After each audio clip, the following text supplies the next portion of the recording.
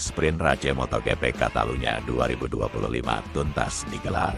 Marc Marquez juaranya, Quartararo kedua dan Gian Antonio ketiga. Sprint Race MotoGP Catalunya 2025 digelar di sirkuit Montmeló, Barcelona pada Sabtu, tanggal 6 September tahun 2025, sebanyak 12 putaran. Alex Marquez memulai dari pole, disusul Fabio Quartararo dan Marc Marquez. Alex Marquez jatuh di tikungan ke-10 saat tersisa 3 lap lagi. Marc kini memimpin. Marc Marquez tanpa kendala terus berada di depan, meninggalkan Fabio Quartararo dengan selisih 1,398 detik. Quartararo turut jaga posisinya dari kejaran di Gian Antonio, dan sprint Race tuntas.